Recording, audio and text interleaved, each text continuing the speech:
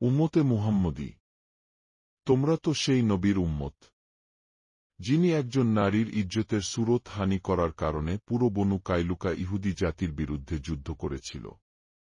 মনে আছে সেই বনু কাইলুকা বাজারের আমাদের সেই দিনই বোনের সুরত হানি করা সেই ইহুদির কথা? সেখানে উপস্থিত এক মুসলিম ভাই এটা সহ্য করতে না পেরে ওই ইহুদি ব্যক্তিকে হত্যা করেছিল। বনু কাইলুকা বাজারের সকল ইহুদি মিলে সেই ভাইকে শহীদ করেছিল। এই ঘটনার জের ধরে তোমার আমার রাসূল সাল্লাল্লাহু আলাইহি ওয়াসাল্লাম পুরো বনু কাইলুকার বিরুদ্ধে যুদ্ধ ঘোষণা করেছিল। আজ তোমার আমার বোন সেই ফিলিস্তিনে নির্যাতিত হচ্ছে। ইহুদি সৈন্যরা যেমন ইচ্ছা তেমন ভাবে আপনার আমার বোনদের মারধর করছে, ইজ্জত নিয়ে ছিনিমিনি খেলছে।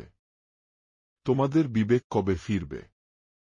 ও মুসলিম শাসকেরা, তোমাদের কি রক্ত গরম হয় না? তোমাদের ঈমান কি এতটাই দুর্বল?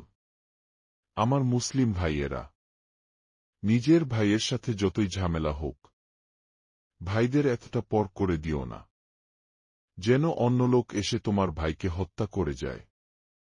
আর তুমি চুপ করে দেখো, যে ব্যক্তি আশহাদু আল্লা ইলাহা ইল্লাল্লাহ ওয়া আশহাদু আন্না মুহাম্মাদান আবদুহু ওয়া রাসূলুহু বাক্যটা পাঠ করল, সেই কি তোমার ভাই নয়?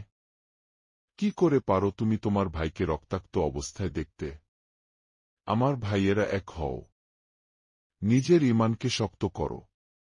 শক্তি সামর্থ্য দিয়ে তোমরা হয়তো পারবে না, কিন্তু একটা জিনিস আমাদের কাছে আছে যেটা ওদের কাছে নাই, সেটা হচ্ছে ঈমান।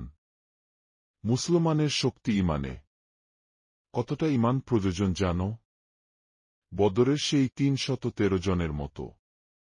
যদিও সম্ভব না অতটা, কাছাকাছি তো যাওয়া সম্ভব ইনশাল্লাহ। ইনশাল্লাহ আবার পরবর্তী ভিডিওতে দেখা হবে। আমাকে সাপোর্ট করে আমার সাথেই থাকবেন।